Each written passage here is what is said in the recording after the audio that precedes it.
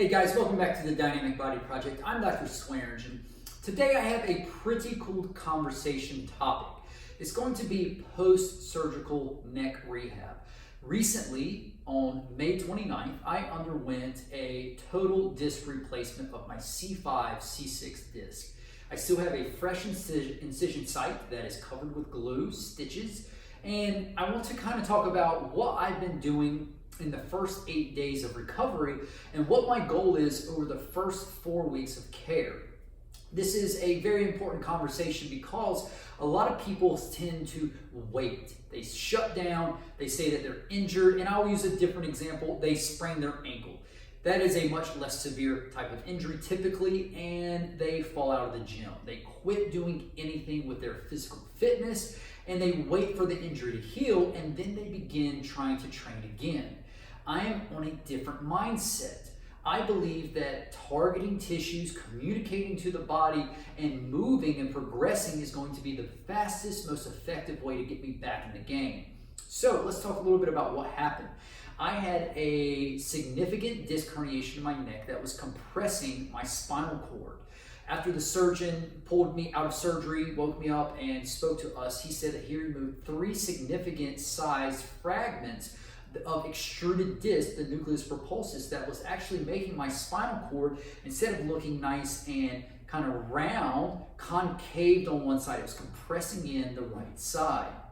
That gave me a lot of burning down through my C5 dermatome down to my elbow. It gave me a lot of weakness in my wrist extensors and in my shoulder abduction, the ability to hold that. And so we saw significant change in my neurologic ability, my function, my strength, the way I could feel things. I was dropping my pens, my phone, and I was not improving with that. Now, from the time that I was initially diagnosed until my surgery, my pain level actually dropped significantly. It went from at maximum an 8 out of 10 to a daily 1 to 2 with intermittent flare-ups of 3 to 4 out of 10 pain. Typically, the first thing in the morning was the worst, waking up, and then kind of as the day ended, I was fatiguing. But the neurologic deficit, the weakness, the dropping of things, the paresthesia, that constant sensation down the arm was not improving if it was actually getting worse. So we decided to have the surgery. Once we had the surgery, we had to determine what is the best way to rehab my body. So again, I had surgery on May 29th. On May 30th, I was in the gym. People look at me like I have worms coming out of my ears. I had a neck collar on. Why would you go back to the gym the next day? Because sitting there was not doing it for me. Lifting weights and training to build your body is not what I'm doing at the gym. What I am doing is trying to promote neurology, movement, pump out inflammation, tell these sore, guarded, injured, damaged tissues that it's okay to move a little bit. So it's all movement-based functional rehab. Now I have the 3 phases of dynamic body. Phase 1, static stretching.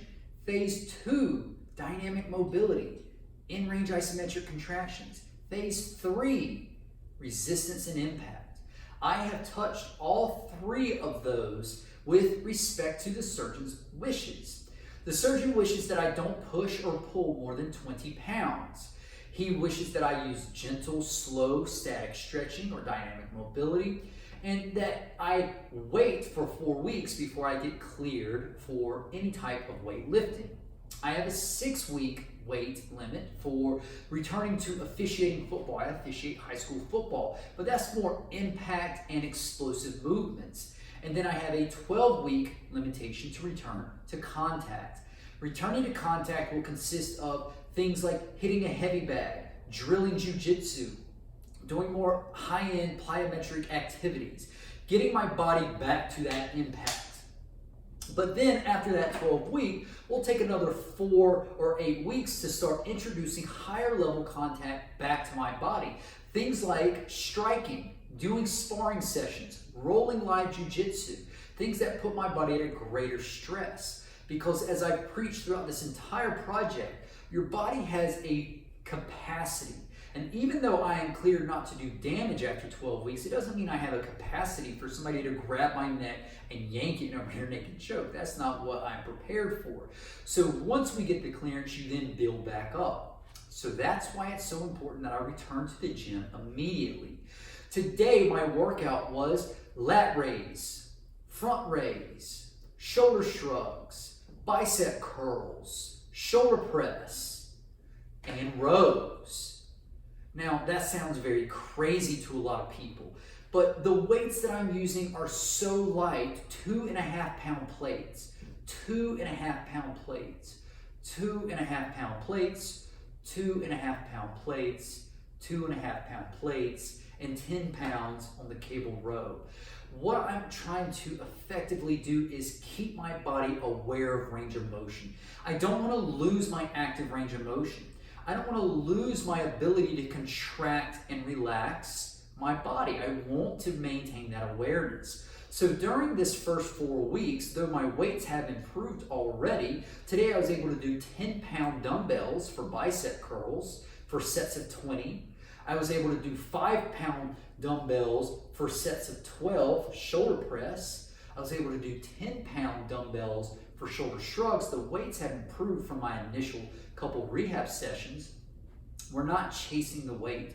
We're not trying to get stronger as far as growing the muscle belly or pushing up more weight on the bench press. We're just trying to tell my body, this is how we move. This is how we maintain our dynamic movement. So to warm up, whenever I get to the gym, I'm doing the dynamic body project. My tempo is slower. I'm not spinning my arms or my legs as fast as I normally would. Because again, we're trying to maintain awareness, just wake up those tissues. I'm still quite sore through this left side of my neck where that incision is. I don't have a lot of central neck pain where they put in the actual disc replacement. However, I do have significant stiffness and achiness through here. So I don't want to be yanking those tissues. They cut through the skin, opened it up, they actually cut through the platysma muscle, which is a big muscle in the front of the neck. And it runs from the jaw to the collarbone location, and they cut it horizontally, perpendicular. And the reason they did that is that's going to help those tissues heal back versus doing a vertical incision. But I am at risk of popping those stitches and reopening that muscle. We don't want to do that. Once they had separated the platysma, then they opened up the neck and went in, moved those tissues around to access my cervical spine from the front. They then removed the ligament from the front of the C5, C6 vertebra, cleared out all of the disc in there, removed the ligament on the back of the vertebra, put in the implant, and then stitched me back up on the way out. So we must be very careful with what we're doing while we're trying to heal through here. But just because I'm injured, just because I had surgery, doesn't mean I just sit there. Movement is key to teach these muscles the pattern that I want the fibroblasts, what's laying down the fibrous tissue, the way I want them to lay down, to tell those muscles to quit guarding, to pump out the inflammation. So the dynamic mobility project helps warm up my body. Then I do the resistance-based training that I just described. That is very similar to my standard workout, just the weights are weight reduced. And that's okay. I want my body to be able to do those type of movements. I did 6 rounds today. I started with 3. I went to 4, 5, now 6. That will probably be where I stop at, and the weight will govern until I hit that 20-pound limit, until I reach the end of the 4 weeks, and then we'll start pushing a little heavier. After I do the dynamic warm-up and my resistance training, then I go into my phase 1 statics and active range of motions.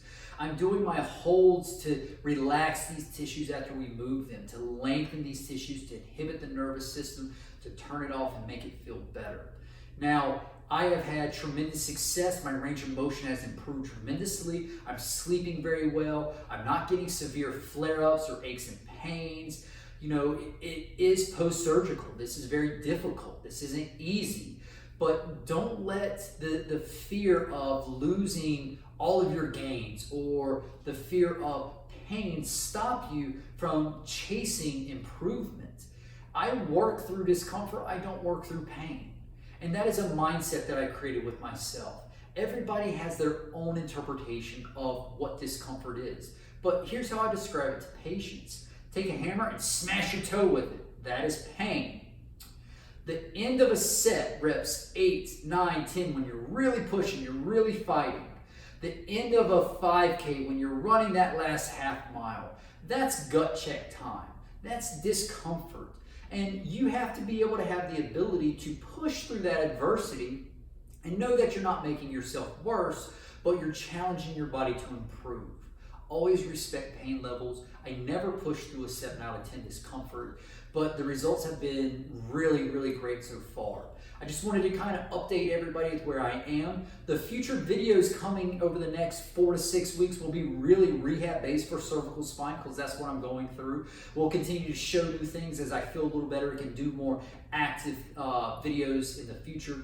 As always, guys, like, share, save, subscribe, tell all your friends about us. Until next time, have a good day.